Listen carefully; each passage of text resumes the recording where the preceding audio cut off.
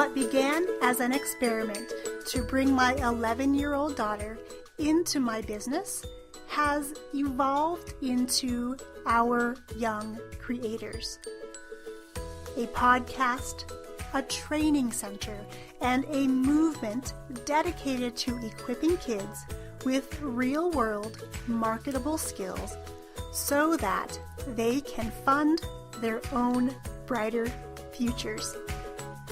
We're here to inspire you to turn consumption time on devices into creation time and use technology as a tool to bond and not bicker with your kids. Join us each week as we share the inner workings of our partnership and bring you stories from guests of all ages and from all walks of life on our quest to nurture and to celebrate our young creators.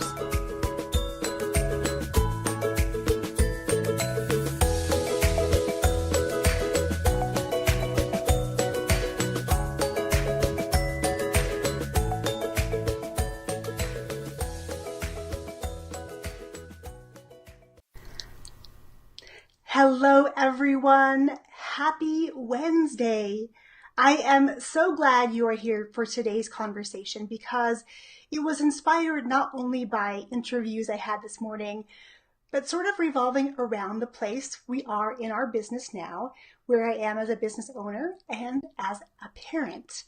And I am so grateful that you're taking time out of your day to be here with me today and talk about something that is so important, all about what is your flavor. If we haven't met yet, my name is Young Pratt, and I am the Chief Dreamer, author, and podcaster right here at Our Young Creators. Here at OYC, we are committed to equipping kids with real-world skills like podcasting so that they can go out there and create their own brighter futures and fund all of their amazing adventures in the process. I'm so glad you're here today. As you're tuning in live or catching the replay, say hi and let me know you are here. So this morning I had back-to-back interviews. The first one was with Amber Brooks, and it was for our podcast, and you'll be hearing about that and when the episode airs, when it's close to being time. We dove into brand voice and being authentic. And last week in our course, Becoming a Podcast Family, we dove into branding. How do we brand our podcasts?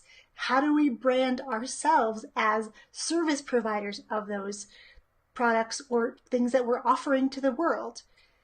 Branding is so much deeper than picking your colors, picking your fonts, getting that logo.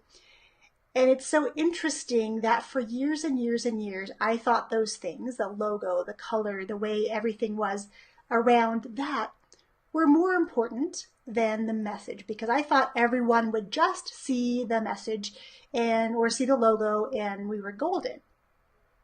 What I didn't realize back when I built my business 17 years ago was that being able to have a stronger foundation in terms of really figuring out who I was as a person and who I was as a business, really everything that I wanted to provide and what services we offered, how we were going to do that, how we were going to build relationships. Those were all things I figured out in the process of running my business. And mostly they were a result of investing in mentors who taught me certain processes and strategies along the way. And I was able to take those lessons and implement them. Now, I'm a really good student. I like to follow the directions. I like to complete my assignments. I like to get them done on time. And so from these mentors, I learned how to put these things into place. What I didn't really think about too much, though, was what I was doing was following their example in the fact that I was trying to take a page out of their playbook and pop it into my own life. And if you've ever tried to do that, where you see somebody who has a successful business or they're a really great parent, and you try to do all the things that they're doing, it doesn't always work because we are not them. We have our own experiences, our own thoughts, our own ways of doing things, and different beliefs and attitudes about everything in our lives versus these other people we think we want to emulate. What we don't realize, though, is that every person that is put on this planet is here for a very special reason. We are all meant to show up fully, embrace ourselves, and stand on the stage of life with the spotlight streaming on us and acknowledging the people who are surrounding us and really being able to be in a space where we are serving, where we are giving and providing value to those around us. It's taken me a very long time to figure out what it feels like or what it means to own my story, own my weirdness, and own my flavor. Now, Kim said this in our interview today, and I thought it was so fitting about this flavor. If you think in terms of food, there are so many different flavors of things. Some people really like vanilla ice cream. Some people like chocolate. Some people like all sorts of different flavors of Ben & Jerry's, for instance. Maybe they like a Rocky Road or fish food or whatever the flavor is. There's so many different flavors. And here's the thing. If we think about our lives and who we are as a flavor, sometimes people are going to dislike the flavor. They might have a little taste and say, it's just not for me. I'm going to move on to the next flavor, and then the next flavor until a flavor resonates with them. They're going to connect with a mentor or somebody here on planet Internet, and they're going to say, yes, I love this person's story. I love this person's energy. There's something about them. I want to enjoy this pint of this flavor, whatever it is. And for a long time, I didn't want people to not like my flavor or me as who I was. And so I hid behind my business to a certain degree, where I was letting my business kind of happen and unfold to me rather than being the action taker that I am now and applying action and moving my business in a certain direction. I was wishful and hopeful. Those things wanted to happen. I had a blurry vision of where I wanted to go, but it wasn't until I decided recently to stop the insanity, as Susan Powter might have said back in the 80s. And if you were around then, you'll know exactly who I'm talking about. If not, go Google her and you'll find out all about her. So being able to become this robust flavor with all these sprinklings of different life experiences and all these sprinklings of different experiences and events and people that I've met along this journey of life. All of those things get thrown into the mix when I think about myself or my business as this flavor. Not everyone's going to like that flavor, and I have to be okay with that. That is on them. That is not on me. I can't take that personally because really all I can do is show up as my best self. Show up in my most authentic way of being and knowing and share who I am, what I do, and how I serve others in this moment. On our podcast interview, Amber had said, a brand is ever changing. So as you're going through and building businesses or you're raising kids, there's so many parallels. When your kid is little, they have certain milestones and hit them along the way.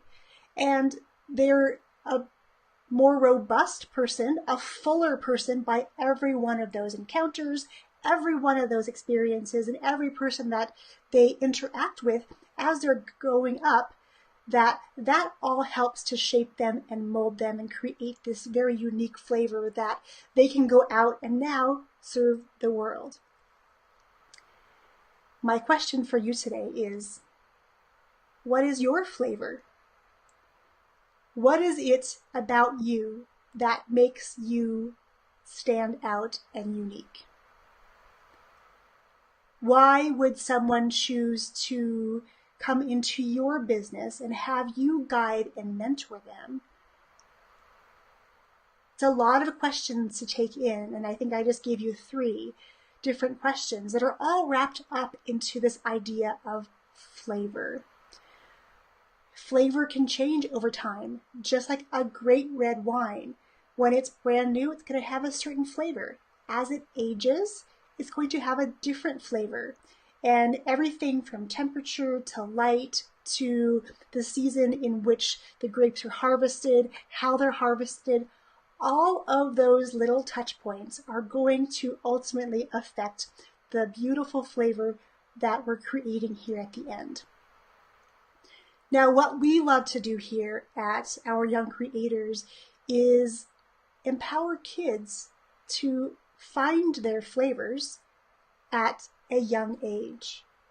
We love shaping their experiences and their lives and opening up doors to possibilities so that they can really start to appreciate themselves. They can start to own who they are and what they believe, and they can take all of those things and package it up in a way that can help serve others, and in the process can serve themselves in the sense that they can start funding their own adventures. For instance, Daphne, my 11-year-old, now works on contract with another entrepreneurial parent, doing a lot of things revolving around video and creating blog posts and creating images. The fact that she can do that at 11 is so exciting to me, because if she's able to do these things now at this young age, just imagine what she's going to be able to do 5 years from now, 10 years from now, 2 decades from now. Can you imagine what the world would look like if we took these kids from when they were little and started instilling in them a love of self, a certainty about who they are, so that when they go out into the world and there's different influences around them, they can stand grounded in the fact that they are unique, they are powerful, and they have something amazing to share with the world, no matter what their age. Giving kids opportunities to step into their brilliance, like learning to become a podcaster, so that the stories they have, their adventures they're living, can be documented. And that documentation becomes their legacy. What if you and your families could document your family history and use video and audio to do this? Can you imagine 20 or 30 years from now going back into your storage online and pulling up a video which becomes a podcast of your teenager experiencing something for the first time? Maybe it's that day that they get their driver's license and they're driving out of the driveway independent of you, and you know that you've done your job to get them there safely. Hearing their voices, remembering what was happening around you, and being able to document those adventures as they're unfolding, rather than relying on our memories, hoping that we remember properly because, of course, our memories and how we associate things change over time as we have more experiences. So let's do this together. I would love for you to join me over in our Facebook group, Raising Creators, because I want to continue this discussion on how do we give kids these tools to help them embrace their talents, embrace their gifts, celebrate that which makes them different, and then be able to document the process and have your kids learn how to preserve those, and even better, share those adventures with the world so that they and your family can inspire other families and other kids to want to build this amazing legacy, document these different adventures they're having, record your family history and record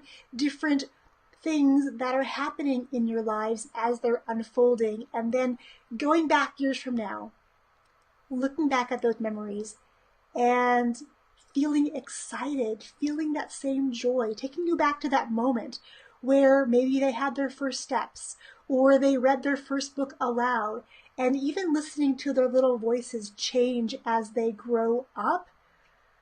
I cannot think of a better legacy we can leave to our kids than spending time with them side by side, creating something like a podcast where you're working on a singular goal together. You're not having to trade time in your business for time with your kids. We can bring these two beautiful worlds together. We can model for our kids that having a business doesn't mean sacrificing time with our family all the time. That having a business is about serving others. Having a business is sharing our stories so that other people are inspired by where we've been and they can learn from our mistakes and fast track their success in the arena that they've chosen for their lives. So my friends, I would again love for you to head over to our group, Raising Creators, so we can continue this discussion. We can really empower kids to live their best lives starting now, because now these kids are going to eventually become the leaders for our world. And I, for one, want to make sure that these leaders are equipped with amazing skills, an amazing sense of identity, people who are living their lives in their most authentic form and are serving the world in a big way. I would absolutely love for you to join me on this adventures, and I will see you over in Raising Creators right here on Facebook. I will catch you again tomorrow, same time, same place. Cheers, my friends. If you're ready to harness the power of technology and get your message out into the world in a big way to make the impact you know you were meant to make for yourself, for your business, or with your family, head over to Instagram or Facebook and message me at Our Young Creators and let me know that you're ready to be our next graduate in the upcoming Podcast in a Weekend class.